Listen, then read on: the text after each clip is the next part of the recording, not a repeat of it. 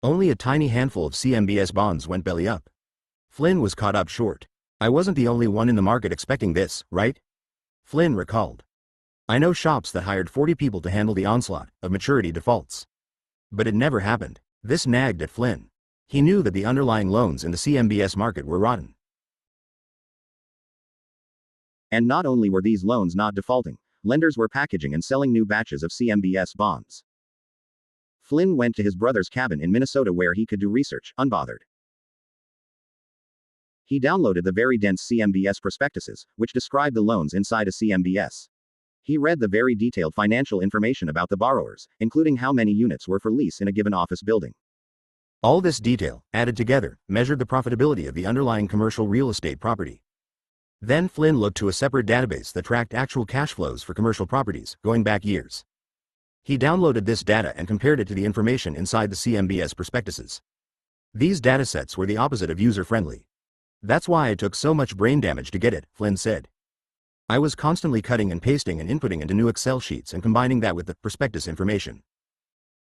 Eventually, he was able to build a database that compared the actual profitability of commercial properties with the profitability that the banks advertised in their CMBS prospectuses.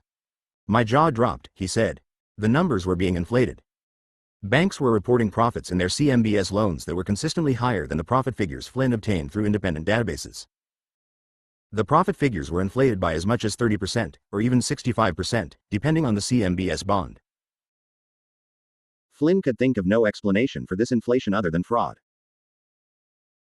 He contacted lawyers, spent months polishing his data, and then filed a whistleblower lawsuit with the Securities and Exchange Commission in 2019 that accused 14 large lenders of intentionally fudging the numbers to make the loans look healthier than they really were. Flynn's findings were later supported by two researchers at the University of Texas, who studied about 40,000 commercial real estate loans, worth a total of $650 billion, originated between 2013 and 2019. The income figures on nearly a third of those loans were inflated by 5% or more. This meant that the properties didn't earn as much money as the lender promised they did, even when the economy was doing well. If the economy ever stalled, these properties would be more vulnerable to the downturn. Roughly $76 billion in CMBS bonds was issued in 2018, and another $96.70 billion was issued in 2019. By 2020, the CMBS market was estimated to be worth about $1.40 trillion. If Flynn was right, then the banks were fraudulently boosting the income numbers buried inside the CMBS prospectuses. But the problem was bigger than the dishonest behavior of banks. The problem reflected the same thing that was happening with fracking bonds and corporate debt. Investors were desperate to find yield, so they didn't want to ask questions.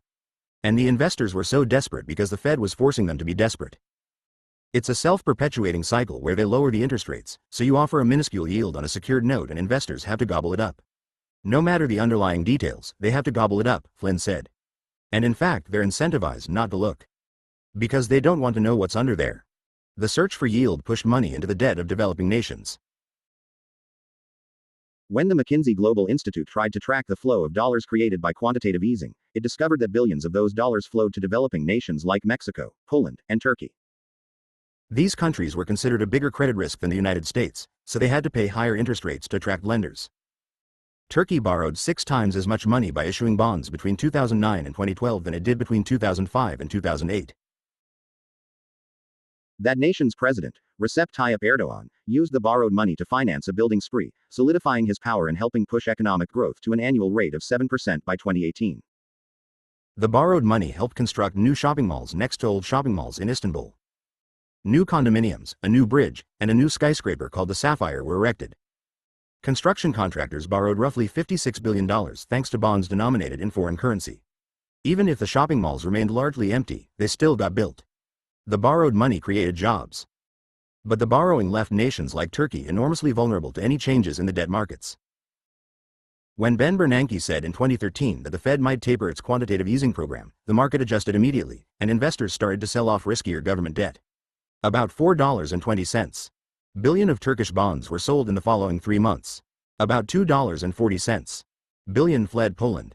When foreign investors dumped their bonds, it damaged these nations by causing the value of their currencies to decline.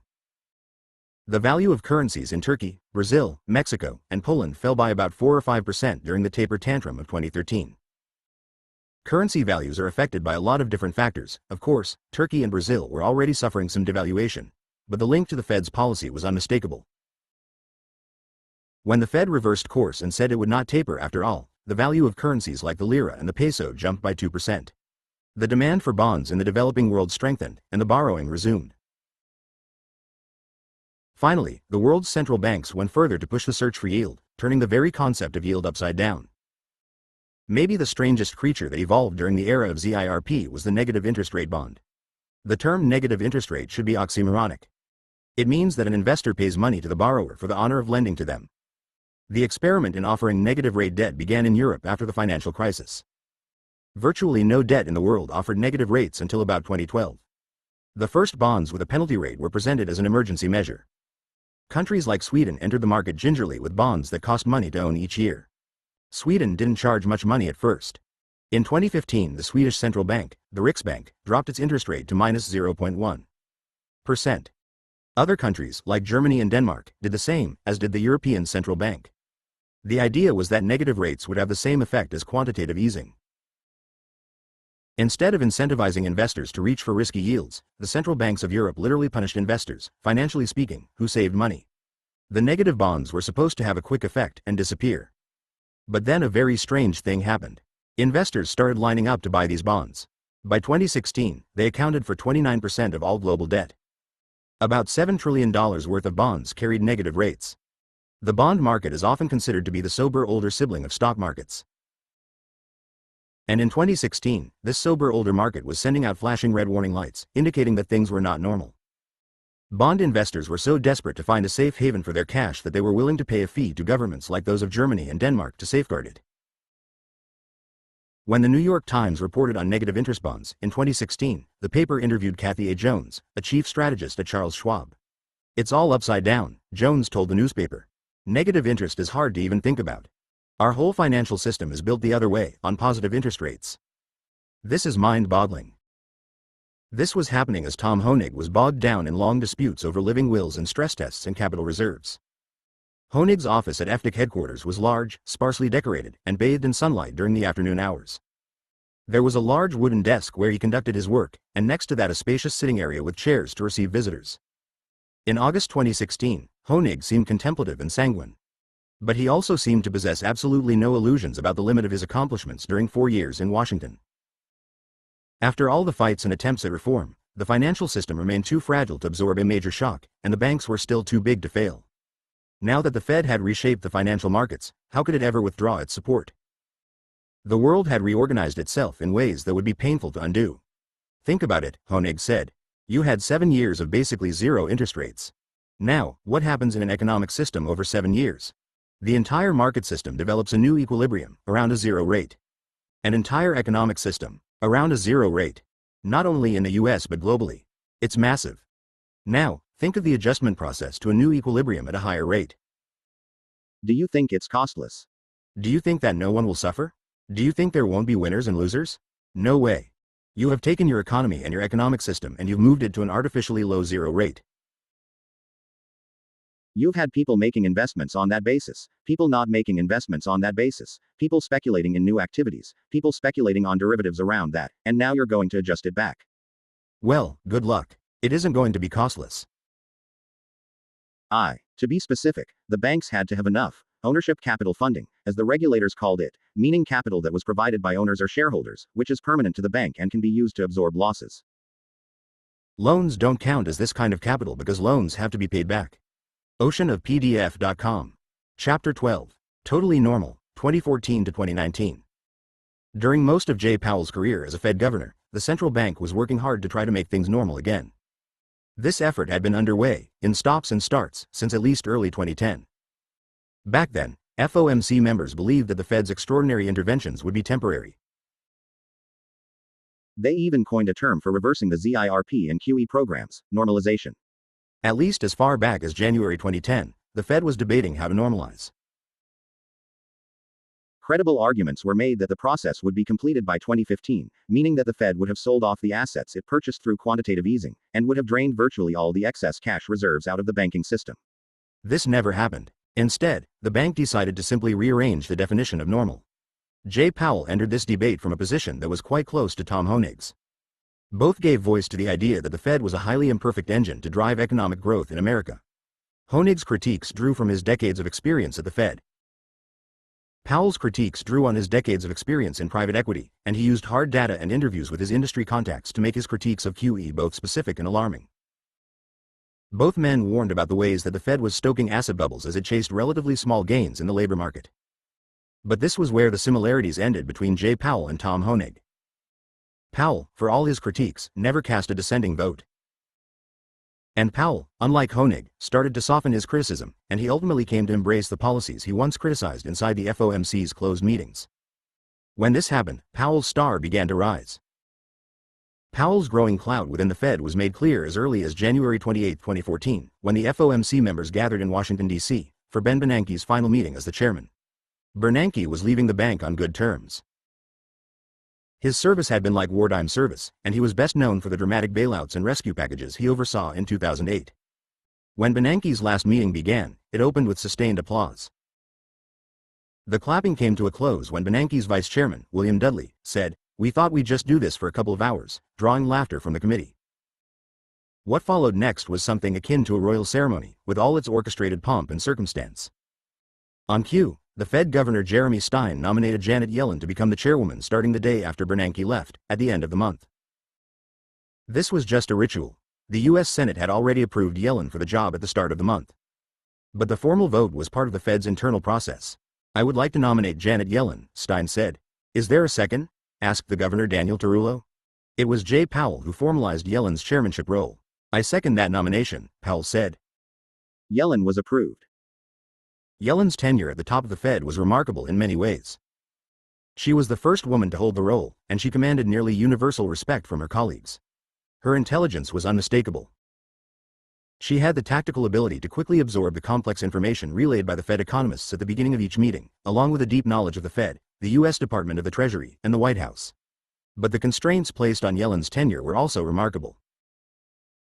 She would serve only 4 years at the helm of the Fed, and she would spend a great deal of that time trying to unwind the extraordinary interventions that she had advocated during the Bernanke era. During Yellen's first year on the job, the FOMC was debating a central question: should the Fed even try to normalize? The unemployment rate was falling. The economy was growing, even if that growth was slow. So why not just keep printing money indefinitely? Why not even expand the quantitative easing regime and promise to keep interest rates at zero indefinitely? The Fed could create money out of thin air, which seemed harmless and free from cost. There was one big and compelling reason that many economists cited when they argued that the Fed should not normalize at all. This reason was the mysterious and near-total absence of price inflation. The Fed's conservative critics warned constantly about price inflation, and there was good reason for it. That's how things had always worked. Printing more money devalued money and caused prices to rise. But the defining characteristic of the ZIRP era was not inflation. It was the surprising and scary specter of deflation. Deflation is the state of constantly falling prices, and it's a suffocating death spiral for any economy. People don't buy things when they know the price will fall. Companies don't make things when they know those things won't fetch a good price. The shadow of deflation was now hanging over everything. The Fed poured more money into the world's economic bathtub, but there was a deflationary hole at the bottom, which no one could quite understand, causing all that money to drain away without causing prices to rise. Nobody was more surprised by this than the Fed. For 3 years running, the Fed had consistently overshot its predictions of how high inflation would be. Experts grappled with this puzzle and pondered what might cause it. Even by 2020, nobody was really certain. The prestigious Brookings Institution held a day-long seminar on the topic that year, attended by Janet Yellen and other leading economists, and the final verdict of the day's discussion might as well have been, who knows? Globalization probably had something to do with it. There were more workers working for less money, making cheaper products, and generating more cash savings. The Fed's own past successes probably also played a role, because they kept expectations of future inflation low, which calmed the bankers in a way that in turn really did keep inflation down. One important thing about this, from the Fed's perspective, was that the absence of price inflation disguised the extravagant inflation occurring in assets. As long as prices didn't rise, the Fed had license to keep intervening aggressively by printing more money, which stoked asset prices yet further. Jay Powell, in 2014, was determined to highlight the costs of the Fed's actions. He, as much as anybody inside the FOMC, was pushing for the Fed to normalize. In June, when members of the FOMC gathered to debate, he presented a clear case for normalization. After almost 6 years of highly accommodative policy, the risks are out there and continue to build, Powell began. He said that he wasn't worried about a financial meltdown at the core of the system, as had happened in 2008 when the big banks collapsed. He believed that the banks were better capitalized and regulated than they were in the past. What worried him more was the prospect of a sharp correction amplified by the liquidity mismatch in the markets that would damage or halt the progress of what is still a weak economy. He was saying that a lot of traders and hedge funds had built up risky positions using a ton of debt. If markets fell, because inflated asset prices started to reflect their real value, then these hedge funds would start selling off whatever they could to pay their debts. But in such a scenario, not many people would be buying much of anything. This is what economists might call a liquidity mismatch. The Fed was laying the groundwork for a market crash, and the possibility only grew more likely with each passing month of ZIRP and QE. If this wasn't enough for the Fed to pull back, there was another important reason. By keeping interest rates at zero, and keeping the banking system so flush with cash, the Fed was leaving itself with little room to maneuver if the economy did start to sink into recession. His speech was remarkable for its clarity. But it was remarkable for another reason. It appears to be the last speech of its kind that Powell delivered during an FOMC meeting. Not too long after that, his attitude appeared to change. Roughly 7 months after delivering his warning, Jay Powell gave a speech at Catholic University in Washington, D.C., aimed at disarming the central bank's critics. By February 2015, when he gave the speech, there was growing opposition to the Fed in conservative and far-right circles. The movement was led by libertarian figures like Ron Paul, a former congressman and presidential candidate. Paul was pushing a movement to audit the Fed, giving the public a chance to better scrutinize and govern the central bank. Paul's followers were animated by the long-held fears of hyperinflation and currency devaluation. Powell said that the increasingly vocal criticisms of the Fed were misguided. In fact, the Fed's actions were effective, necessary, appropriate, and very much in keeping with the traditional role of the Fed and other central banks, he said. The Fed's conduct, in other words, was entirely normal. He went out of his way, during that speech, to defend the very policies that he had been warning about internally since he had become a Fed governor. He said that unconventional policies, such as quantitative easing, were largely responsible for America's economic growth, and that the critics of those programs had been proven wrong. After I joined the Federal Reserve Board in May 2012, I too expressed doubts about the efficacy and risks of further asset purchases, Powell said. But let's let the data speak. The evidence so far is clear that the benefits of these policies have been substantial, and that the risks have not materialized. Powell did not mention that he had warned, in June, that the risks of quantitative easing were not only materializing but growing, and could lead to corporate defaults and a financial market crash. His reversal was noted by his colleagues at the FOMC who had previously argued alongside him. There was a shift, and I think it's noteworthy, said Richard Fisher, the Dallas Fed president. Fisher had been raising concerns about QE for years, and he believed that Powell played an important role in giving those concerns more weight. It mattered that Powell's office was just down the hall from Yellen's. He was important because he was a governor, Fisher said. Fisher was not aware of any study or new data set released between June and February that would justify a reversal of Powell's judgment about QE or ZIRP. There was no condition in 2015 that would have indicated, or necessitated, easing off that argument, Fisher said.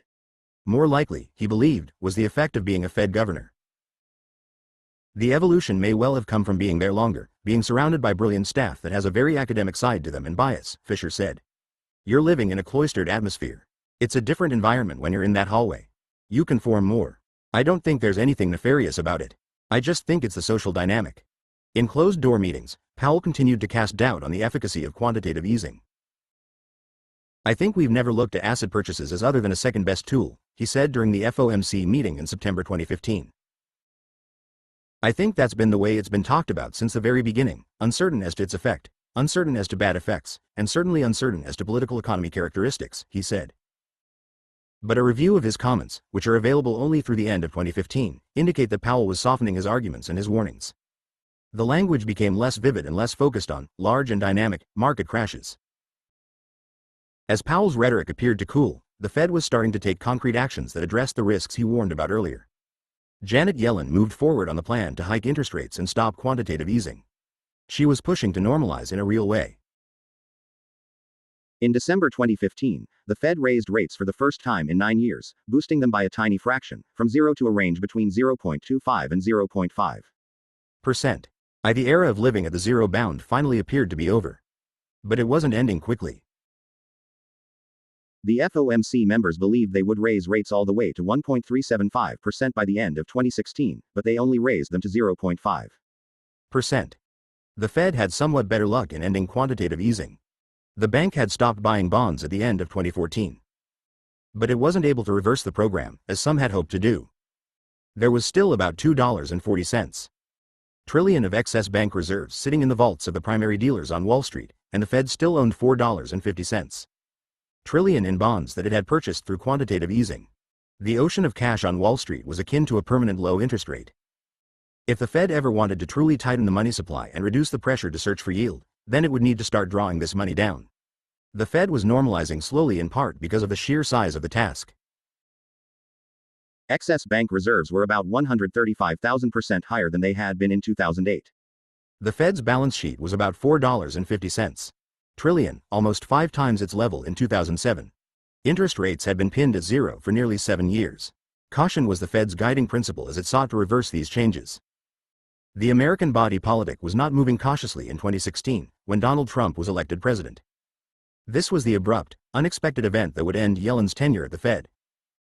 One of Trump's primary appeals was that he would work diligently to dismantle whatever was left of America's fiscal policy institutions.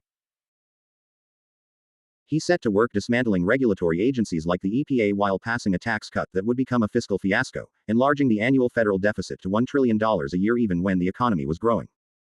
Trump's animosity toward most government institutions was transparent, but his attitude toward the Federal Reserve was less clear.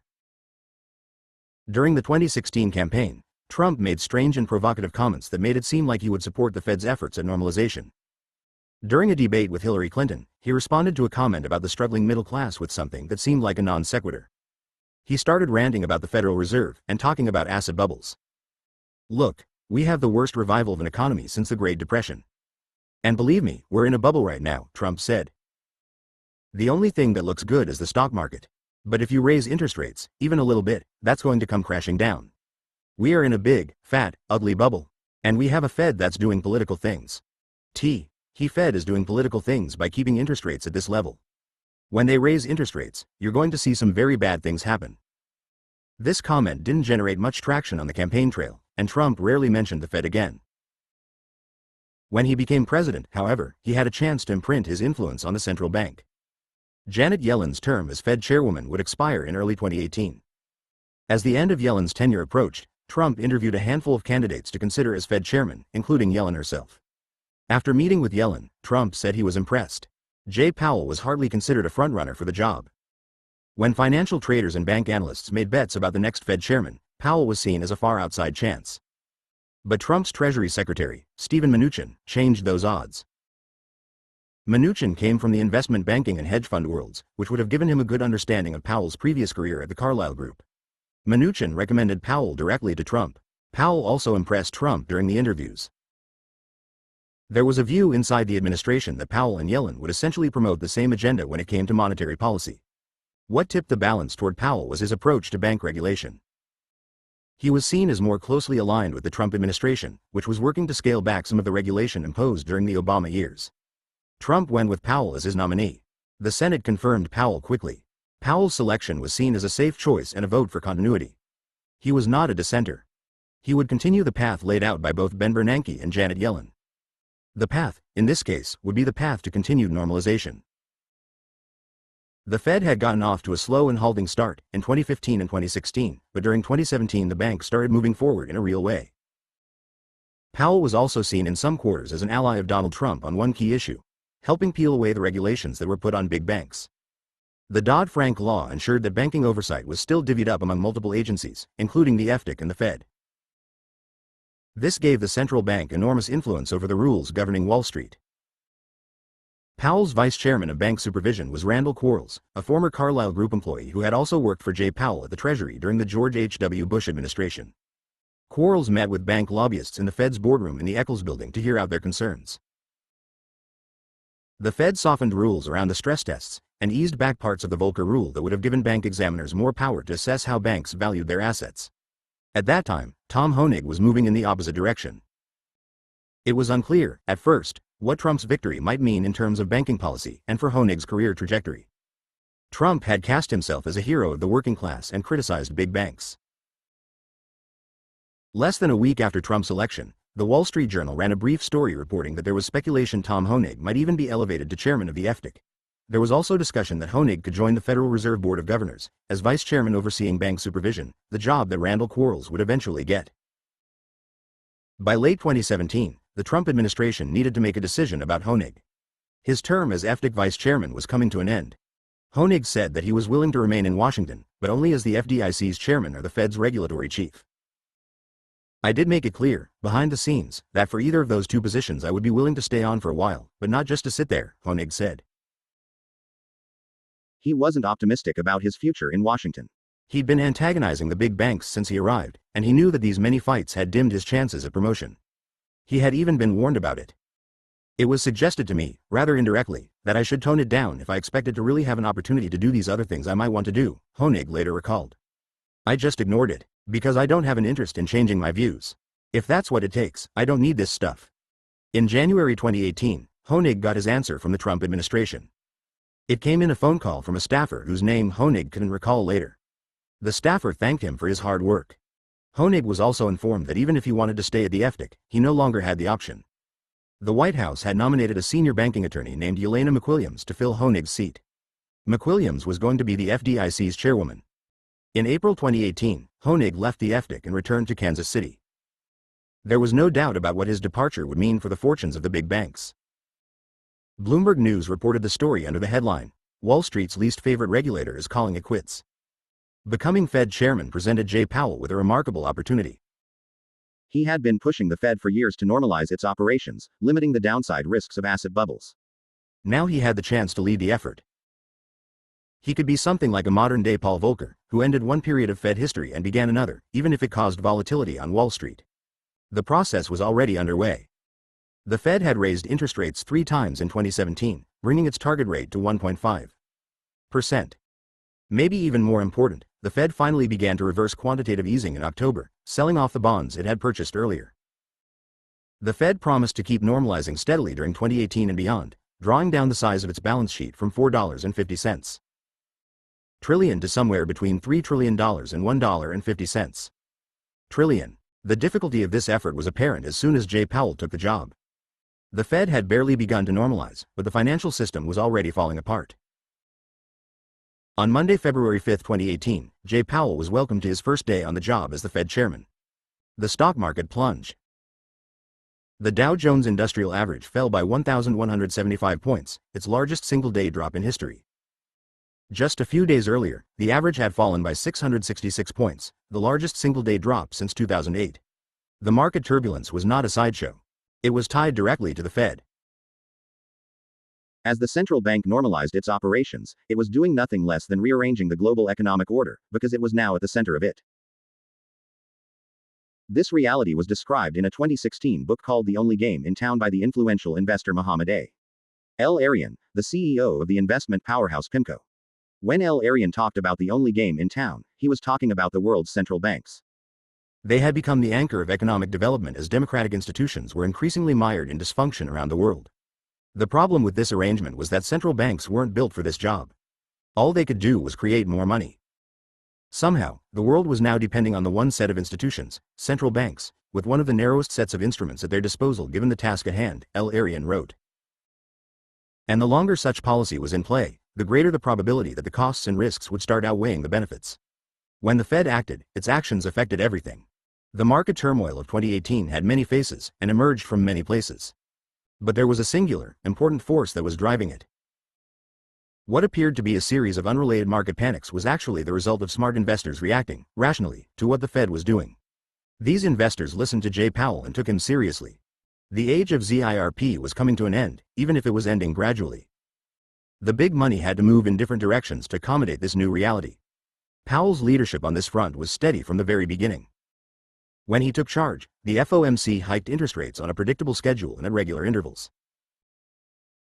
The bank sold off billions of dollars in bonds each month, sucking the excess cash back out of Wall Street and easing the very high pressure it had created to search for yield. The reason to do this, Powell said, was the economy's underlying strength. During his first speech as Fed chairman, he pointed out that the unemployment rate had hit 4.1%, a level so low that it was previously considered abnormal, an almost certain precursor to price inflation. The United States had created jobs for 90 consecutive months. The unemployment rate was as low as it had been since 2000, near the peak of the dot-com bubble. If the Fed couldn't normalize now, then when could it ever normalize? In June, the Fed hiked rates again, to a range between 1.75% and 2%. This was the highest that short-term rates had been in a decade, but it was still an early landmark on a long road ahead. If the Fed wanted to have significant power to cut rates in the future, when it came time to ward off a crisis, then the bank needed to push rates to 3 or 4%. There was no question that market volatility would intensify as normalization continued. But Powell was careful to tend relationships in Washington that would help him keep a steady hand if things got rough. During Powell's first 8 months on the job, he met with 56 lawmakers on Capitol Hill, splitting his time almost evenly between Republicans and Democrats. Janet Yellen, by contrast, had visited just 13 lawmakers during the same period in her tenure. Powell formed connections that would provide him support if the Fed was ever drawn into political disputes. As Powell built support, he continued the efforts to normalize, with the FOMC continuing to hike rates at regular intervals. The Fed was continuing to reverse QE by selling off roughly $50 billion in bonds every month. During a news conference in late September 2018, Powell signaled that the Fed would keep tightening. These rates remain low, he said. This gradual return to normal is helping to sustain this strong economy for the longer-run benefit of all Americans. In October, Powell once again pressed hard on this point. During a public economics forum, he said that interest rates were a long way from being at the neutral level, meaning they were still well below the level at which they neither helped nor hurt economic growth. The implication was that there were many more interest rate hikes to come. The markets fell sharply after this, with the Dow dropping 5% in just 2 days. Among the worst-hit stocks were banks and energy companies. Powell might have quietly forged political alliances in Washington, but there was one relationship that he could not manage: his relationship with Donald Trump. The president began to wade into monetary affairs in the typical Trumpian way, by drawing wide attention to the matter and then getting people arguing about exactly the wrong thing. In this instance, Trump began to publicly pressure Jay Powell into cutting interest rates. This outraged the community of Fed followers who believed the bank should be independent and free from political pressure. Powell suddenly became famous, but he was famous only as a foil to Trump's public tantrums. Powell became another Washington figure representing institutions that Trump sought to deface or destroy. The larger issue, about the need to normalize, the cost of normalizing, and the complicated side effects of normalization, all fell to the shadowy edge of the audience's view. Trump turned monetary policy into a circus, and he was at the center of the ring. Trump paraded his grievances about Powell in front of the television cameras and on Twitter. His central complaint was that Powell raised rates even as other nations were keeping their rates low. Trump had once complained that the Fed was stoking asset bubbles. Now he took the posture that rates needed to stay near zero, and the Fed should stop selling off $50 billion of bonds each month. Stop with the 50 Bs, Trump proclaimed on Twitter in December. Feel the market, don't just go by meaningless numbers. Good luck. The public dispute between Trump and Powell helped overshadow the slow, chaotic unraveling of the global financial system. By the end of 2018, the reality of normalization was beginning to express itself. The direct relationship between the Fed's actions and the market volatility was obscured, in part, because there was always a short-term explanation, a new headline of the day, to explain what was happening. When the value of technology stocks began to fall, for example, the headlines described the increasing political scrutiny on monopolistic tech companies like Facebook and Google. The headlines were accurate. There really was an increasingly powerful movement to regulate technology companies. But a larger force behind the stock market decline was the Fed's normalization. When the Fed diminished its pressure on investors to put their money into stocks, the investors first withdrew their money from the stocks that were most overvalued. These included technology stocks, which had drawn so much attention from investors during the years of ZIRP. As the global economy started to slow, the headlines described the effect of President Trump's trade war and tariffs against China. These headlines were also accurate. Trump's actions were unpredictable and disruptive, slowing global trade and causing investors to re-examine and even rearrange supply chains. But once again, the larger force was the Fed's normalization, which coincided with similar actions from other central banks. In December 2018, the European Central Bank followed the Fed's lead and ended its own version of quantitative easing. The tightening financial conditions exposed the rot that had formed in global debt markets. China was a particularly instructive example. It was suffering from a debt crisis and a wave of asset bubbles that its government and central bank helped create over the years. A Fed report from 2018 put it succinctly: in China, the pace of economic growth has been slowing recently, and years of rapid credit expansion have left lenders more exposed in the event of a slowdown.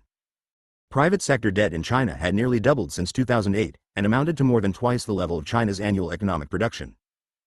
This enormous level of debt could trigger adverse dynamics, as borrowers found themselves unable to repay in the event of an economic slowdown. The trade war overshadowed a deeper problem in China that had to do with cheap money and high asset prices. December was the pivotal month. There was a broad global downturn that was scary in the way that it seemed to affect everything. Usually, markets for different assets and different commodities move in different directions. When stock prices fall, for example, gold prices rise as investors rush for a safe haven. This didn't happen in December. Instead, the downturn was broadly synchronized across asset classes in a way that shocked Wall Street traders. Stocks ended the year down about 6%. Even high-quality corporate bonds ended down 6%. Crude oil prices and other commodities were down about 15%. It was the beginning of a global retreat from risk and a reshaping of the economic system after ZIRP.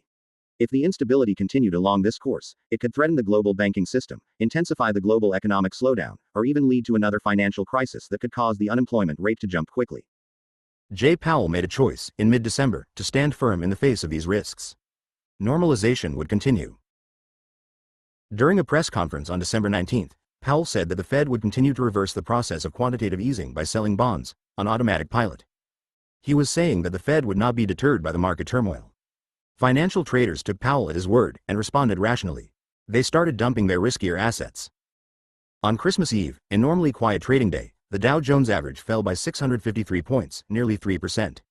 This smelled like panic to the Wall Street types.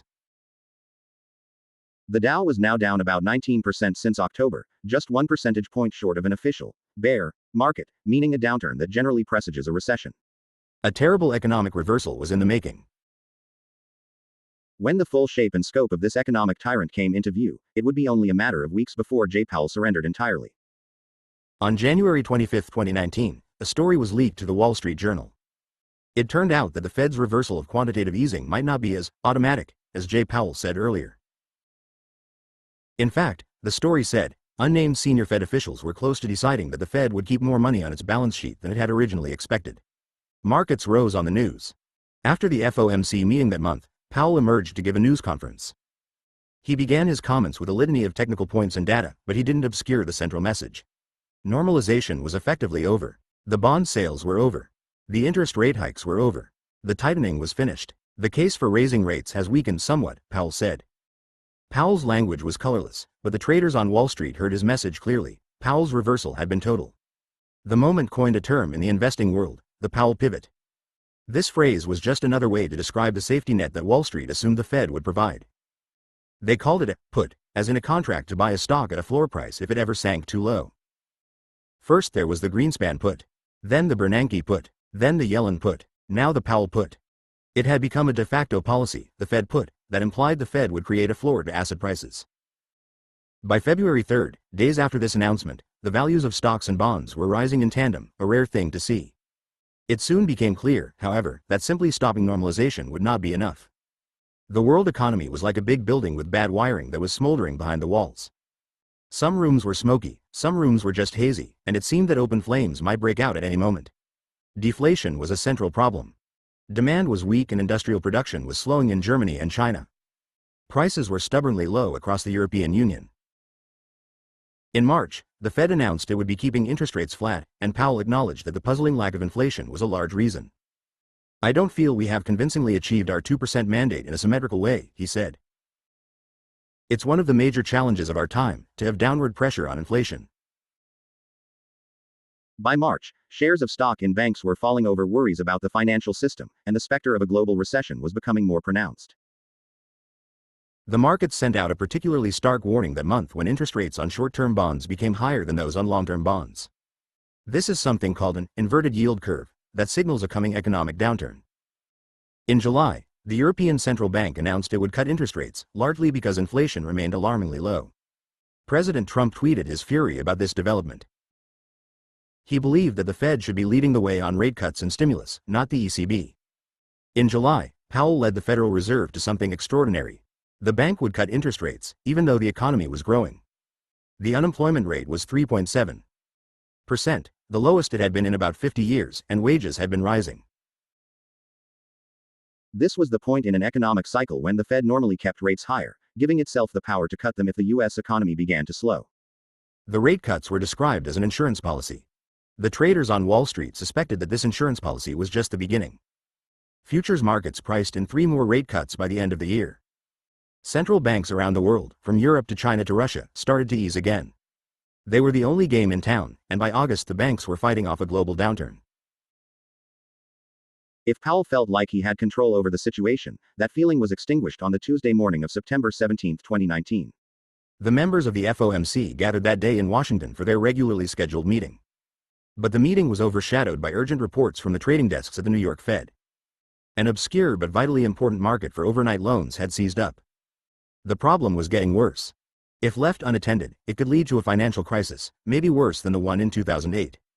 Very few people outside Wall Street even knew what was going on. The economy was as strong as it would be for years to come. But the financial system was so fragile it was about to implode.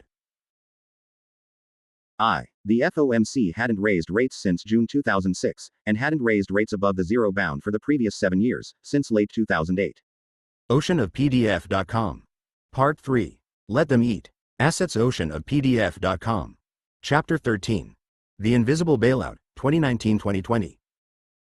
At 9:05 on the morning of Friday, September 13, 2019, a group of financial traders and analysts gathered for their regular daily meeting at the New York Federal Reserve Bank. These traders were expected, every weekday, to have a firm grasp of what was happening in global markets so that they could explain it to their boss, Lori Logan, who oversaw the New York Fed's entire trading floor. Logan was a petite woman with dark hair, cut in a shoulder-length bob. Her features were sharp, and her language had the crisp cadence of an effective bureaucrat. She had an advanced degree in public administration, not economics, but had developed a sharp and finely detailed view of the Fed's financial plumbing system since joining the bank in the late 1990s. On that Friday in September, Logan's mind was on an upcoming trip. She would soon head to Washington for the FOMC's regularly scheduled meeting, which started the following Tuesday.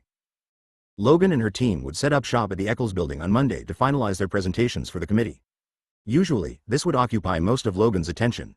But, on her last day in New York, the analysts delivered a warning during the morning meeting. They were detecting troubling signs in the market. And they believed things might well get worse on Monday, when Logan would be on the road. The conference room in the New York Fed was located just off the main trading floor, and its doors were open during meetings so people could quietly go in and out. The room was anchored by a large table, with a couch along the wall for staffers to sit with their laptops open and take notes. There was a set of large digital monitors hanging on one wall, one of which provided a live video feed from an eerily identical room in Chicago, in a Fed satellite office near the important Chicago Mercantile Exchange. After everyone got settled that morning, the New York traders described what had them worried. They had been watching the enormous global market for US dollars, which they referred to simply as money markets. The money markets tracked the flow of real, actual hard cash as it circulated around the world. There were many parts of this market, including overnight loans that banks used to keep their books straight, along with the billions of dollars borrowed daily by hedge funds to finance their bets. The New York Fed was obsessed with global money markets. The Fed's primary job was to control the price of money, and this price was expressed in the short-term interest rates paid by the banks and hedge funds. The Fed's traders were worried that there might be a cash squeeze looming on the horizon. It was true that the world was awash in cash, perhaps more cash than existed at any point in history. But the traders were seeing market signals indicating that short-term interest rates were rising, and they might continue to do so, maybe sharply. This got Lori Logan's full attention. Her primary job was to ensure that interest rates did not rise or fall beyond the narrow band dictated by the FOMC. She directed her team to elevate their monitoring of the marketplace, which meant that they would start making calls to financial traders and heighten their surveillance of certain contracts that reflected the short-term price of money. The Fed itself was directly responsible for the situation. The strain on financial markets was happening as a direct result of the normalization process overseen by Jay Powell. Normalization had been taken off autopilot, and had been essentially halted, but the FOMC had nonetheless withdrawn some of the extraordinary interventions of the Bernanke era. When the Fed reversed quantitative easing, it drained more than $1 trillion of excess cash out of the banking system. Excess bank reserves, meaning the level of cash that banks kept in vaults inside the Fed, had been drawn down from about $2.70 trillion in 2014 to about $1.30 trillion in September 2019. This was still about 76,000% more excess bank reserves than existed in 2008. But the reduction was significant. The problem, in the view of Logan's team, was that even $1.30 Trillion in excess reserves might not be enough to keep the banking system working. The warning signs, Logan's team explained, were coming from the crucially important cash, repo, market. The repo market was part of the bedrock of the financial world, and it was supposed to be a super safe form of lending. A repo loan was short-term, maybe as short as overnight. It always worked the same way. A borrower would hand over treasury bills in exchange for cash. Then, the next day or the next week, the borrower would give back the cash in return for the treasury bills, paying a very tiny fee for the transaction. The whole point of a repo loan was to be able to get cash when you needed it, in exchange for ultra-safe treasury bonds. This was very important for Wall Street firms. They had hard assets like treasury bills, which were worth a lot, and they needed ways to unlock that value in the form of cash to meet their overnight obligations. Banks were more than happy to do this short-term loan because it was so safe. The banks held on to the treasury bills as collateral, so there really wasn't any risk. If the borrower went belly up, the bank could sell the treasuries and recoup the total value of the loan. This is why the repo loan market was a multi-billion-dollar market. All kinds of financial institutions used it every day to swap treasuries for cash, so they had money on hand to do daily business.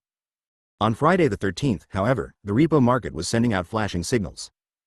There were early signs that big banks like JP Morgan were increasing the very tiny interest rates that they charged for repo loans. Logan's team believed the banks might raise rates because they were growing hesitant to extend repo loans. The banks seemed to feel that they were running too low on cash reserves. On the following Monday, the banks would be running extra low on cash because two things would happen at the same time. First, it was tax day for big corporations, which meant that banks would be sending a lot of cash out the door to pay tax bills. Second, this happened to also be the day when a lot of auctions for U.S. Treasury bills were going to settle, meaning that banks had to pay cash for Treasury bills they had earlier agreed to buy. All of this would drain cash from the system and reduce the level of excess reserves. Logan was persuaded that this might be a problem. If the banks started balking at offering repo loans on Monday, they might charge more money for the loans, pushing repo rates from their current level of about 1.5% to elevated levels of 1.8% or even 2%. This would, in turn, spill out into all corners of the money markets, elevating rates for money everywhere. This was why Logan instructed her staff to heighten their monitoring of repo markets. Logan left work that day focused on her trip to Washington and the upcoming FOMC meeting. Her staff in New York focused all their attention on repo loans. The events of the following Monday showed that the Fed's New York trading team was essentially flying blind in the age of ZIRP.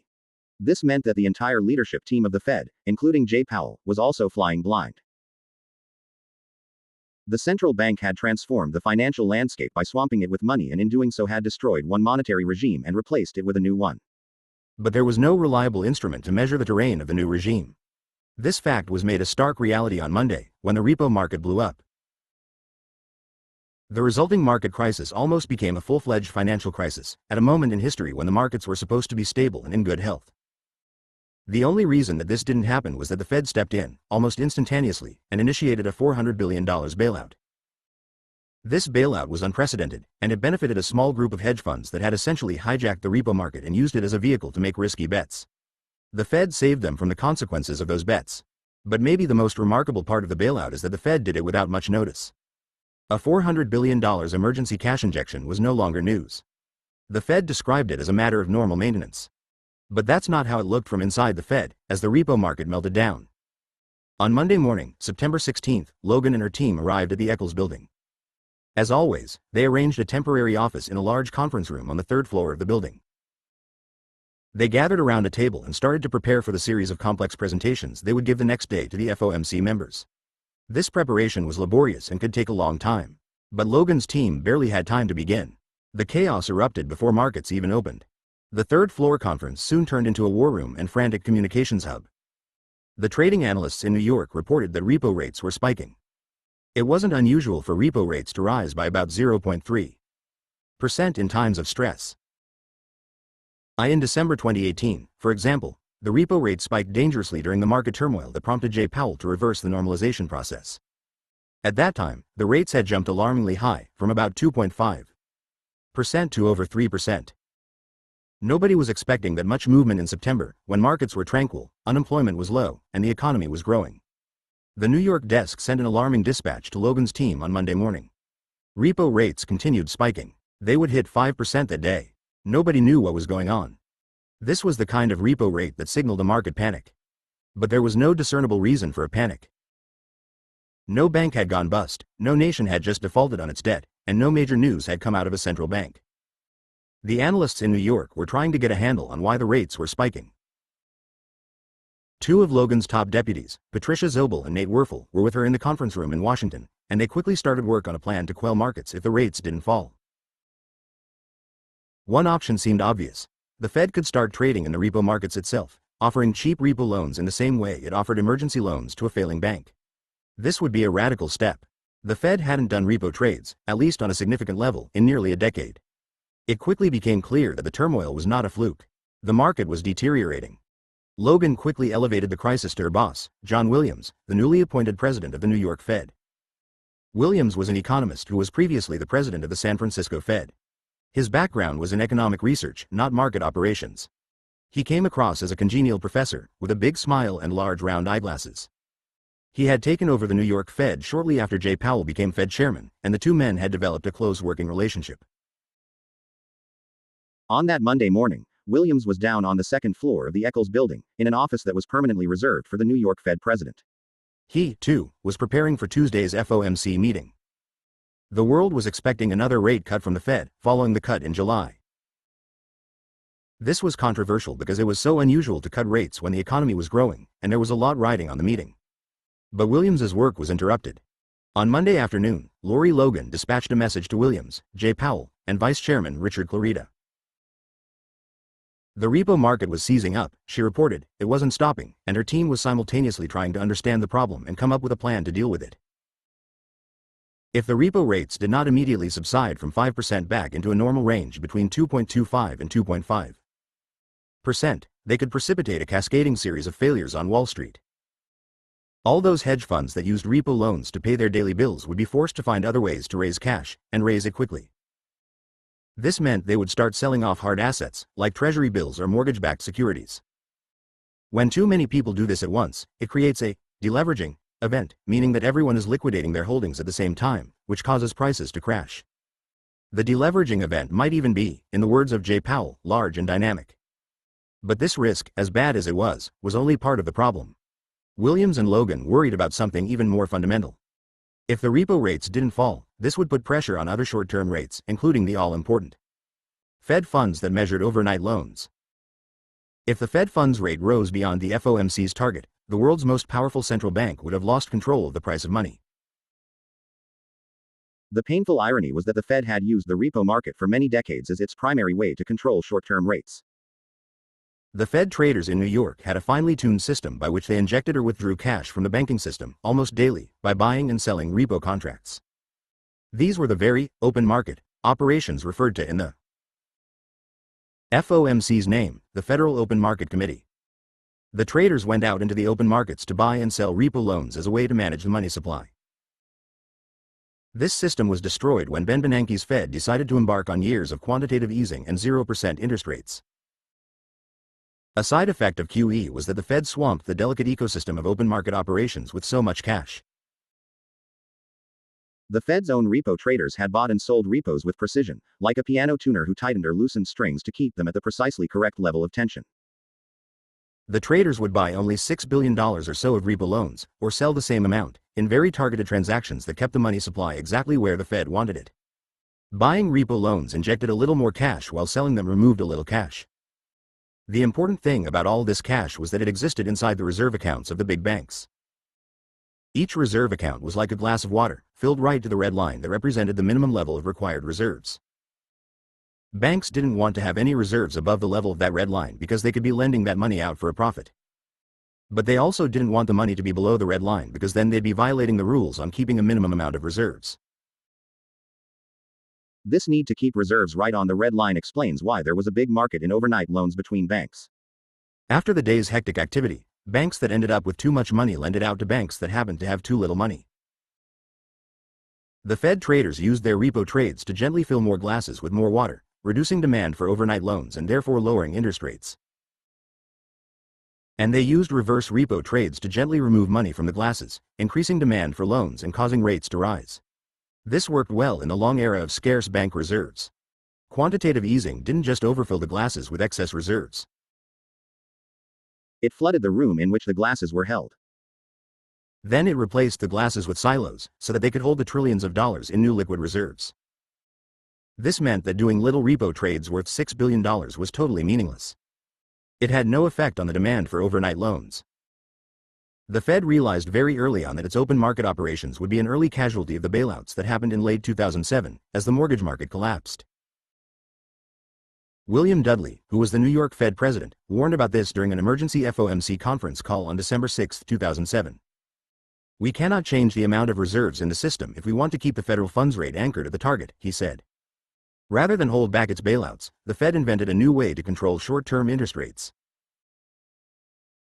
Congress helped solve this problem by giving the Fed new powers that were buried in the Emergency Bailout Act of October 2008, which authorized the $700 billion bailout known as the Troubled Asset Relief Program, or TARP.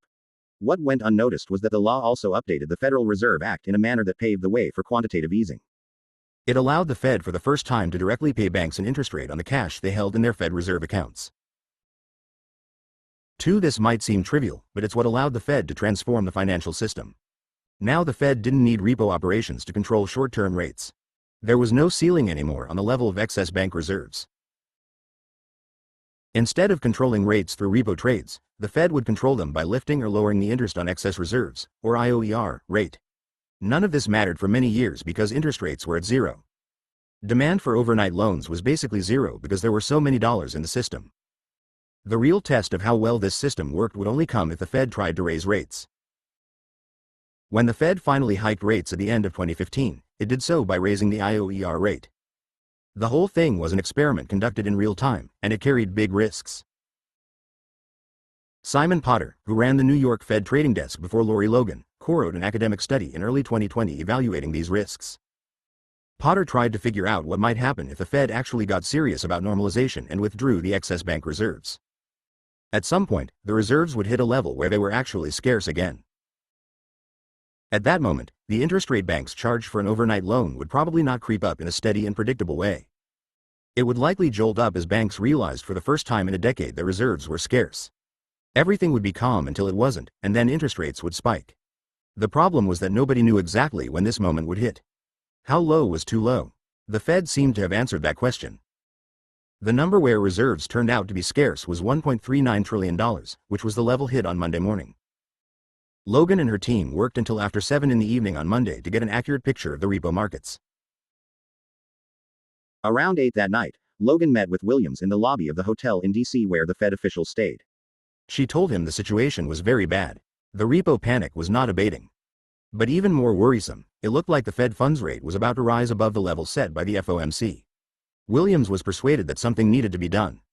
The situation seemed like a mini panic, a breakdown in the market that wasn't going to heal itself quickly. Williams believed that the traders on Wall Street were deeply uncertain about what was going on and the Fed needed to act fast to restore their confidence. On Tuesday morning, Williams and Logan arrived early at the Eccles building to hold an emergency meeting with Powell and Clarida. Logan presented the plan that her team had developed. If market conditions worsened, as the data seemed to predict, the Fed would be ready to act. That morning, the price of a repo loan crossed 9.5%. This was the territory that caused financial meltdowns. That day, the Fed initiated an unprecedented intervention into repo markets, offering to pump $75 billion into the overnight markets. That was just the start of a long bailout, which would later come to include massive new rounds of quantitative easing. When the Fed announced these measures, it used a lot of technical terms and talked about the whole thing as if it were a plumbing job. But this obscured an important reality. The money that the Fed unleashed was not a neutral force. It benefited some people and disadvantaged others. When the repo rate rose above 9%, it seemed like a scary but abstract number. This number, in fact, told a story. The number reflected a struggle that was going on between real people. On one side of the struggle were lenders like J.P. Morgan, who offered repo loans. On the other side of the struggle was someone who desperately needed a repo loan to stay in business. The intensity of this struggle was made clear as the repo rate number went higher and higher.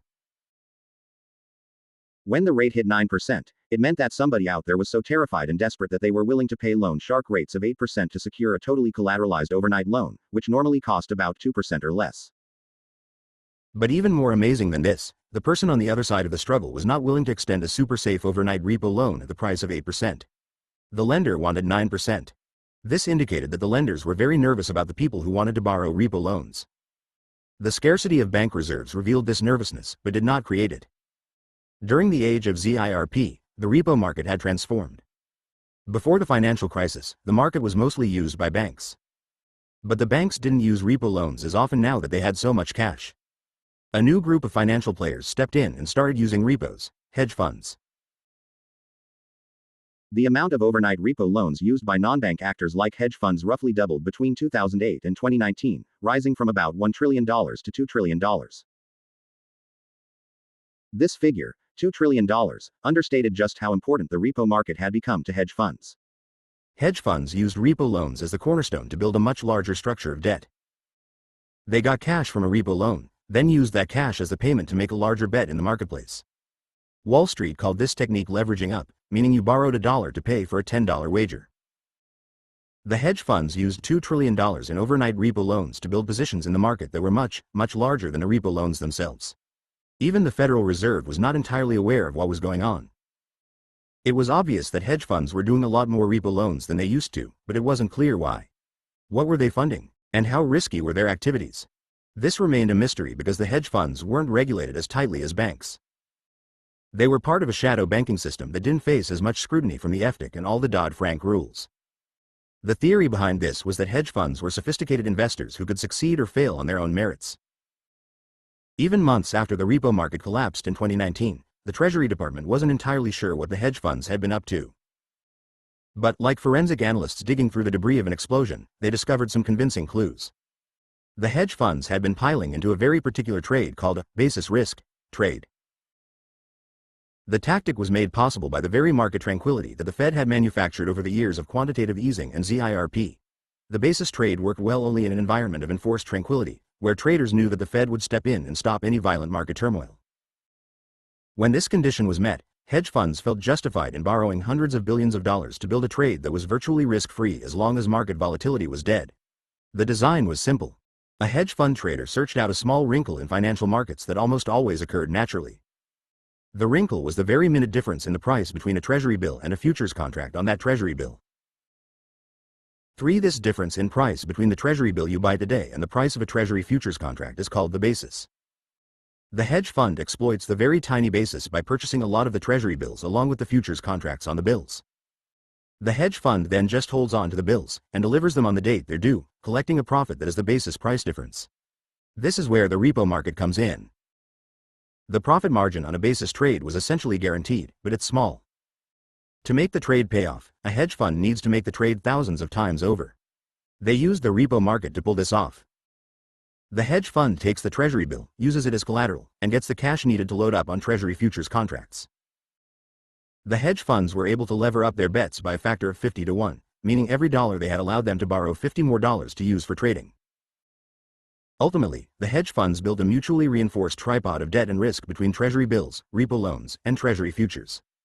It was easy money, like collecting millions of loose pennies off the sidewalk. The hedge funds didn't have to report how much money they had put into a trade like this. But a subsequent Treasury Department investigation provided a good estimate. Between 2014 and 2019, the total value of short positions in the Treasury futures markets owned by hedge funds rose from about $200 billion to nearly $900 billion. This position was key to making the basis trade work. The market for basis trades appears to have been dominated by a group of hedge funds called relative value funds. These included relatively obscure firms like LMR Partners and Blue Crest Capital Management. The basis trade worked just fine as long as repo prices stayed low and stable. If the price of repo loans rose, it instantly demolished the profitability of the basis trade. The hedge funds found themselves obligated to make payments on their futures contracts but had to pay more money to keep the repo debt rolling. When repo rates spiked in mid-September, financial analysts on Wall Street started hearing alarming stories. Certain hedge funds were very, very desperate to raise cash and raise it quickly.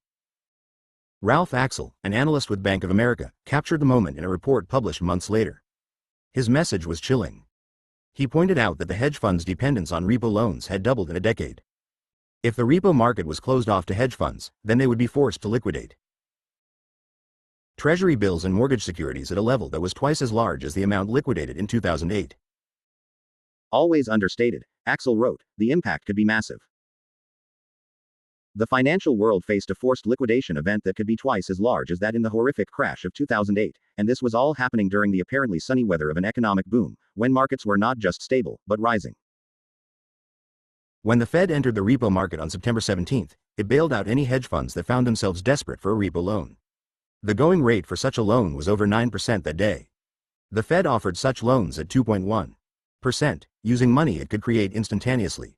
The hedge funds could breathe. The repo market was once again available to them. It is difficult to quantify, financially, just how much money this was worth to the hedge funds. They saved a great deal of money on the repo loan itself. But they also saved a nearly incalculable amount by escaping the consequences of having entered basis risk trades that went bad. The Fed made sure that hedge funds did not need to liquidate their holdings. The Fed had offered $75 billion in overnight repo loans the first day. The pace picked up over the following weeks. The program became open-ended and continued through the autumn, growing in size. By October 23, the Fed said that the minimum size of its overnight repos would be $120 billion. The central bank was offering a mix of overnight and longer-term repo loans. On October 29, it would boost its long-term repos from $35 billion to $45 billion a day, alongside the short-term overnight loans. It appears that some hedge funds took the chance to unwind at least some of their basis trades while they had the chance. The volume of short positions on Treasury futures fell gradually through the fall and into early 2020, dropping from nearly $900 billion to less than $800 billion. But it was still roughly quadruple what it had been in 2014. When the Fed announced its repo intervention, it didn't talk about hedge funds or basis trades or the fact that it was improvising a new system for controlling the overnight loan rates.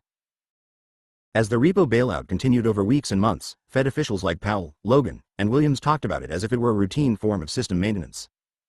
The Fed focused narrowly on how the repo meltdown affected the Fed funds rate.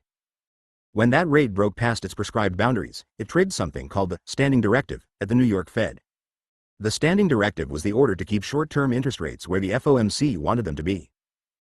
That day in September, the target rate was between 2 and 2.25%, which was breached. So the New York Fed initiated the repo intervention to get the rate back in line. The whole thing was reminiscent of a joke that circulated in Silicon Valley. The joke described a new artificial intelligence machine that was given unlimited power to fulfill a simple directive: reduce the amount of spam email.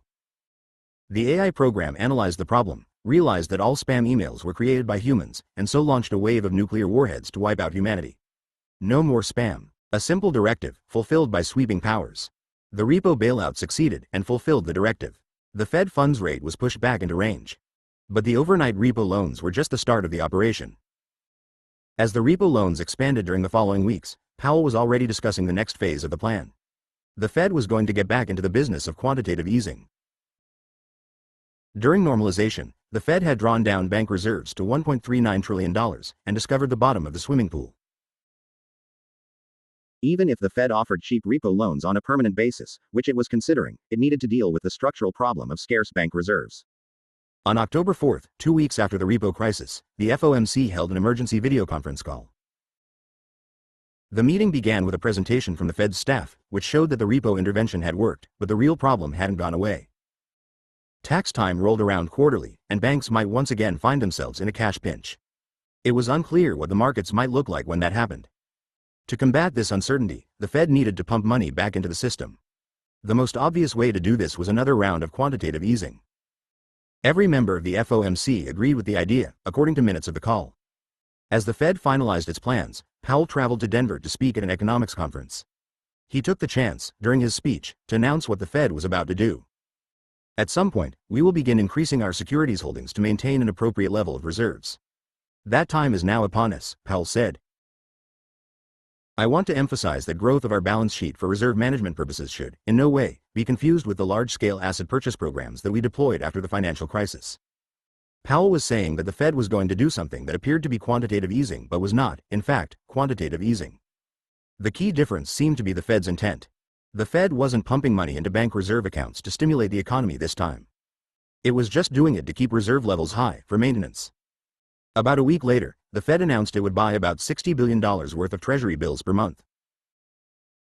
Between September 2019 and February 2020, the Fed created about $413 billion new dollars in the banking system, judging by the increase of its balance sheet. This was one of the largest financial interventions of any kind in many years. The traders on Wall Street nicknamed the new program NQE, short for non-QE, but they had no illusions about what was happening. The Fed put was being expanded and enmeshed more deeply into markets. The deployment of overnight repo loans showed that the Fed would not tolerate dangerous flare-ups in that market. The hedge funds acted on this insight, borrowing more money and using it to buy shares of stock. A Goldman Sachs index showed that debt-fueled hedge fund trades rose sharply after the repo bailout and the dawn of NQE. In February 2020 alone, the leverage ratio of hedge funds, meaning their debt compared to assets, rose by 5%, the biggest increase in years. On January 13, 2020, the Dow Jones Industrial Average broke above 29,000 points, marking a record high. By early 2020, Thomas Hoenig had migrated away from the center of American economic power and decision-making. There wasn't exactly a booming market for Hoenig's political philosophy about the banking system or market structures. After he left the FDIC, Hoenig started spending a lot more time around his house in Kansas City. He wrote a series of academic lectures on the financial system, and wrote periodic opinion pieces about banking and monetary policy. He got a job as a senior fellow at the Mercatus Center, a libertarian-leaning think tank based at George Mason University in suburban Washington, D.C. Hoenig's perch at Mercatus reflected the fractured public discussion about the Federal Reserve. Most people who criticized the Fed still tended to be conservative. Many of the bank's prominent defenders and former officials migrated to the liberal-leaning think tank the Brookings Institution, which gave fellowships to Ben Bernanke, Janet Yellen, and other former Fed employees. Bernanke joked that his hallway at Brookings housed the new FOMC, meaning the former Open Market Committee. Brookings hosted events in downtown D.C. featuring Jay Powell and other luminaries. Hoenig's views, by contrast, rarely seemed to capture headlines. On Monday, March 2, Hoenig traveled a few minutes from his house to a local shopping district known as Brookside, a row of quaint one-story retail outlets along the moderately busy thoroughfare of 63rd Street. There was a dime store, an ice cream shop, and a drugstore that the locals still called McDaniel's, even though it had been bought out by the CVS chain many years prior. Hoenig went to a Starbucks that was a relatively recent addition to the neighborhood. He grabbed a table near a window and took off his coat. He was there to meet with a journalist, who was reporting on the Fed's repo intervention. Maybe Hoenig was in a hurry that day, maybe he was overly busy, or maybe something personal was stressing him out. But Hoenig didn't seem like his usual placid self. He seemed irritable. His irritation became evident as he started talking about the repo bailout. The galling thing about it wasn't just its size or scope, or what it said about the fragility of modern financial markets. It was also the fact that nobody seemed to know it had happened. The extraordinary had become routine. The distorted had become ordinary. The massive bailout had become the tool of daily maintenance. They're trapped, he said about the Fed. What he meant was that the Fed was trapped by its own past actions. It was committed to a level of intervention and money creation that would have once seemed wildly improbable. This was what it took to keep basic markets functioning. Hoenig had been portrayed, during 2010, as an inflexible person, even an unsophisticated person, when he voted against quantitative easing and 0% rates. One of his chief warnings was that quantitative easing would be very difficult to undo once it started. Almost a decade later, the difficulty was apparent. This state of affairs was obscured by the very distortions it created. In early 2020, the economy looked fine from the outside thanks to the dazzling effects of cheap debt, rising asset prices, and a reach for yield that propped up risky investments like corporate junk bonds. It was true that the unemployment rate was at the lowest level in decades, at an astoundingly small 3.5%. But the job boom was just only starting to nudge higher after many years of stagnating. The real prosperity was being enjoyed at the highest peaks of the economic system by the people who owned most of the assets. When hedge funds borrowed money and plowed it into the stock market, the daily reports on cable news seemed quite cheerful. The Dow closed at a record high today. Who could complain? In retrospect, Tom Hoenig's trip to Starbucks seemed like an especially poignant moment. He didn't know it at the time, but this was the closing chapter on an epic of American economic history. The daily headlines were about a growing viral epidemic. A novel coronavirus was quickly spreading around the world. 158 cases of coronavirus infection had been reported in the United States on March 4. This was scary, but the guests at Starbucks with Hoenig entered and left freely. Nobody wore a face mask. It was still taken for granted that people shook hands when they met. Things seemed normal. Nobody seemed aware of the fact that this was as good as things were going to be for a long, long time. Rates in this passage refer to the so-called SOFR repo rate used by the Fed, a commonly cited rate in the market. The Fed was originally granted this authority back in 2006, but the original law didn't make the move effective until 2011. The 2008 law just moved up the date so the Fed could have more freedom to fight the financial crisis. 3. A futures contract is basically a promise to deliver a treasury bill to someone on a certain date in the future at a certain price. The contracts are often dated in months, with a 3-month futures contract promising delivery 3 months in the future. There are lots of good reasons to do something like this beyond mere speculation. Lots of futures contracts are used as insurance policies against certain future events. IV. A short position is a bet that the price of something will fall. Oceanofpdf.com. Chapter 14. Infection, 2020. The first waves of volatility arrived on U.S. shores in January 2020, with the strange news coming from the industrial city of Wuhan, China. The first dispatches had a science fiction quality to them. A mysterious pneumonia-like disease prompted the communist authorities to shut down train service and flights to and from a city of 11 million people. Cable news shows carried weird images of backhoes and cranes and construction sites where China's government was building new hospitals, apparently to accommodate the infected. The financial types on Wall Street tried to digest this news and figure out what it meant for the economy. Jim Bianco, an investor in Chicago, grew alarmed in early January. He was worried that the virus might shut down China's gargantuan manufacturing sector, which was the workhorse of the world. If Chinese factories were closed for months, it could interrupt the supply of medicine, iPads, toys, and television sets. It might even precipitate a recession. What seemed to concern Bianco even more was the general attitude on Wall Street, where the virus was treated like an afterthought. People seemed to believe that the virus would be contained quickly, like the SARS epidemic in 2003. Then very bad news came out of Italy. The novel coronavirus was detected in the northern part of the country and was spreading quickly. On February 24, the Italian government ordered people in the north to cease travel and remain at home. They called it a lockdown, and it was a shocking thing at the time. More people started to worry about the virus and wonder if the problem might spill far outside of China. On February 26, a U.S. health official turned this concern into a panic. Her name was Nancy Messonnier, and she worked at the U.S. Centers for Disease Control and Prevention. During a conference call with reporters, Messonnier said that the virus was spreading quickly, humans had no natural immunity to it, and there was no vaccine. The United States was probably going to have to do things like close schools and keep people at home.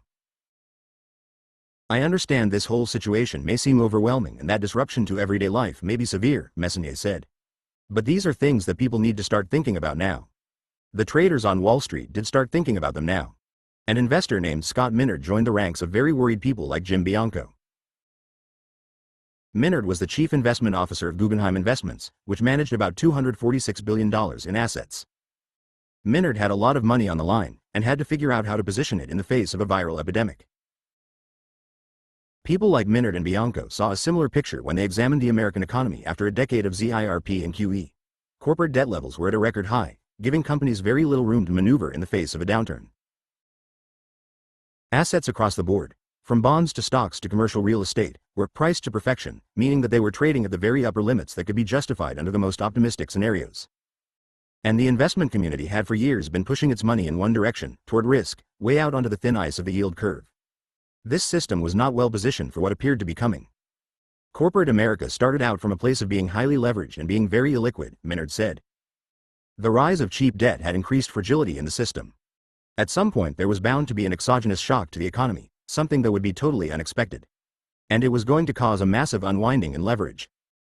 On Thursday, February 27, the day after Messonnier sent her warning, the Dow Jones Industrial Average fell by nearly 1,200 points, or 4%. It was the worst day in the stock market since 2008. The mood inside the New York Federal Reserve was surprisingly calm that day. The traders who worked for Lori Logan held their usual meeting in the afternoon, where they compared notes and patched in their colleagues from Chicago on the video screen. No one seemed panicked. The waves continued to gain strength until Sunday, March 8, when the real flood damage began. That afternoon, the government of Saudi Arabia announced it would increase oil production, even as oil prices were falling. This was cataclysmic for global oil markets, which were already glutted by excess oil from American frackers. Oil prices crashed. People in the financial world did not sleep well that night because they knew what was coming. Jim Bianco, in Chicago, realized that there were big differences between the 2003 SARS outbreak and the coronavirus outbreak of 2020. The new outbreak wasn't just worse. It was hitting at a moment when the markets were extraordinarily fragile. This was a bubble in search of a pin. And we found a big pin, Bianco said. On Monday morning, the stock market opened and promptly crashed so hard it triggered an automatic shutdown, halting trading for 15 minutes. This was the first time the trigger had been activated since 1997. Over the next 2 weeks, the shutdown trigger would be activated 3 more times. The news about the stock market was all very bad, but it did not reflect the full nature of the financial crisis that started to gather strength on that Monday morning.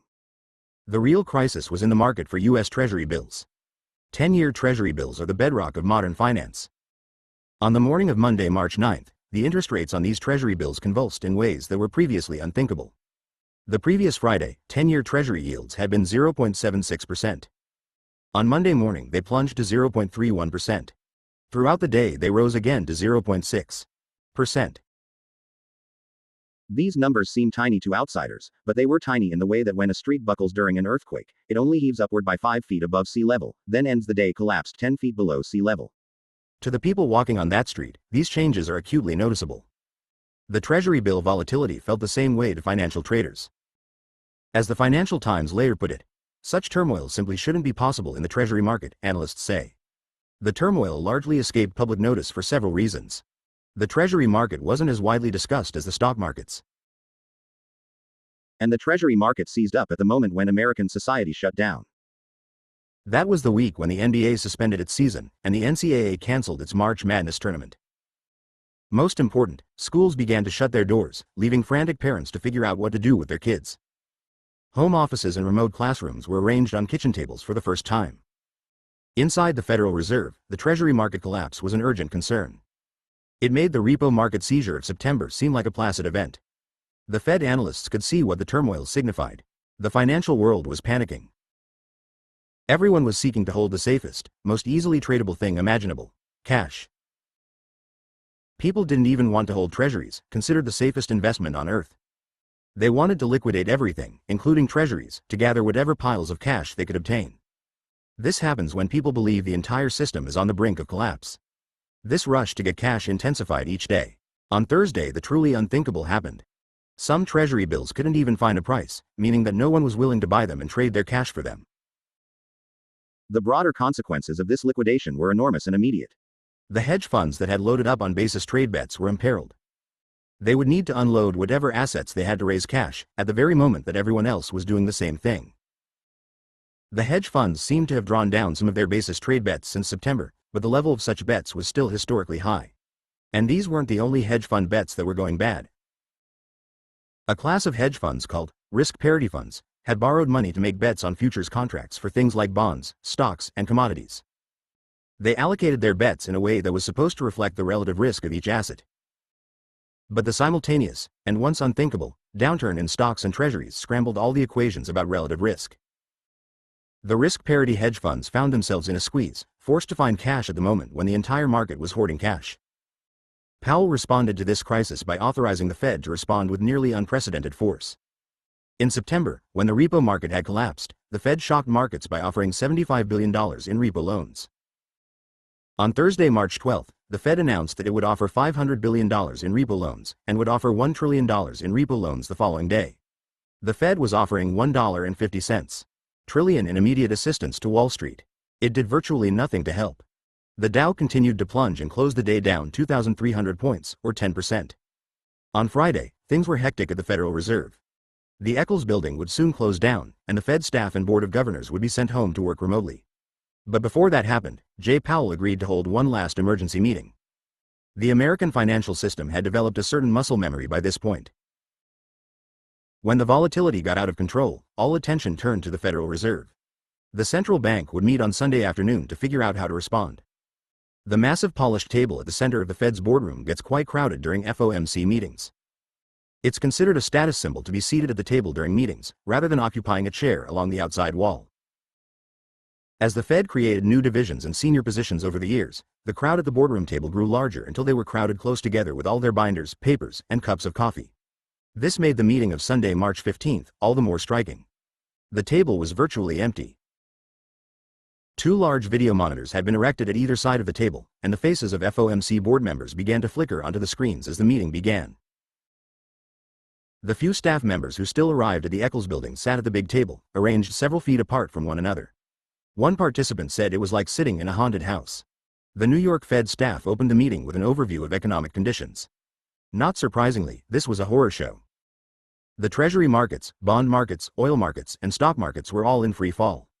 The staff focused on three markets that were particularly troubling. The first was corporate debt markets, which appeared to be grinding to a halt, although things hadn't yet gotten as bad as they were in 2008. There was growing stress in markets for commercial mortgage-backed securities, or CMBSs, the loan portfolios that the analyst John Flynn discovered were based on overoptimistic assumptions when he went through all those spreadsheets. The second market they discussed was the treasury market, which had suffered an acute decline in trading. Finally, they discussed the markets for short-term corporate loans, or short-term commercial paper, as it is generally called. These loans were supposed to be traded almost as easily as cash, but these markets were also seizing up. The FOMC members began to discuss what they ought to do about this. When faced with a viral pandemic, the Fed had very limited tools at its disposal. The Fed could not give money to hospitals, nor to people who were being laid off or told to stay at home. The Fed could not slow the virus's passage nor help produce the materials for face masks, which were in such direly short supply. When considering such problems, the Fed could look to its own past actions. One of the lessons the Fed took from the 2008 crisis was that it was better to move faster and bigger. They moved too slowly in 2008, said Claudia Sahm, a former senior economist at the Fed who participated in a series of lessons learned studies inside the bank that examined the 2008 response. When the Fed did break through the zero bound and employed tools like quantitative easing, this made it easier to do so again. Now the Fed had a suite of tools to use and had practice using them. And the theory was that the quicker these tools were employed, the better things would be. The best opportunity that you have to short-circuit a recession, and make it less severe, is right at the start, Sahm said. This thinking appears to have become predominant inside the Fed's leadership team. That Sunday in March, Jay Powell and his team proposed a sweeping set of actions. Powell's Fed would do virtually everything that Ben Bernanke's had done in 2008 and 2009, but this time did it in one weekend, rather than over several months. It slashed interest rates to near zero. It opened up their swap lines with foreign central banks, flooding them with dollars in exchange for their local currencies. This was important because so much global debt is denominated in dollars. It executed a new round of quantitative easing, worth a total of $700 billion, and bought the bonds at a faster rate than before. The Fed would buy $80 billion worth of bonds before the following Tuesday, meaning that it pushed as much money into the banking system in 48 hours as it had done in the span of a month during earlier rounds of QE. It gave forward guidance, promising to keep rates pinned near zero as long as necessary. And it launched all of this in one day. The FOMC voted almost unanimously to pass the emergency actions. One regional bank president, Loretta Mester of the Cleveland Fed, voted against the plan because she thought the interest rate should have been dropped only as low as 0.5% rather than 0.1%. When the meeting adjourned, Powell hosted a conference call for journalists, announcing the emergency set of measures. His voice was tinny, as if he were calling from overseas, and the whole thing had a very disorganized feel to it. The scale of the Fed's actions was meant to soothe investors, but it appeared instead to terrify them. It was unnerving to hear Powell's voice on Sunday afternoon, an effect that was amplified by the fact that the FOMC had been scheduled to meet the following Tuesday. If the Fed couldn't wait 48 hours to do what it was doing, then things must be really dire. Once again, on a Sunday evening, financial traders experienced surges of adrenaline and started making frantic calls to rearrange their holdings in light of the bad news. They knew what would come when the trading week began. The next morning, markets opened in free fall. The Dow fell by 13%. That was the Monday when the financial crisis, which had started gathering power a week earlier, fully engulfed the economy. The week of March 16th was when people on Wall Street saw things happen that they didn't think were possible. Scott Minerd, the chief investment officer at Guggenheim, was amazed when he saw the market for treasury bills essentially freeze. There had been a similar collapse in the mortgage bond market, back in 2008, which led to a global panic and collapse. But to see it happen in the $20 trillion market for ultra-safe treasuries wasn't just scary. It was difficult to comprehend. When somebody like Minerd looks at a debt market, they look at something called the spread. The spread is the difference between a seller's price for something and what the buyer is willing to pay. If a person offers to sell a bond for $10, but buyers are willing to pay only $9.90, then the spread is 10 cents, or 1%. Typically, the spread on a treasury bill is way less than 1 cent. That's because there are so many buyers and sellers, conducting so many trades, which makes finding a price relatively easy. A treasury spread is typically something like 0.031% or 0.016%. During the March crisis, Minerd saw the spread on some treasury bills widen to as high as 4%. At some points, the screen that should have shown bids and offers on treasuries just went blank, meaning that no agreed upon price could be found. This chaotic breakdown filtered out to every kind of debt. The spreads on corporate debt, which is riskier than treasury debt, began to widen quickly.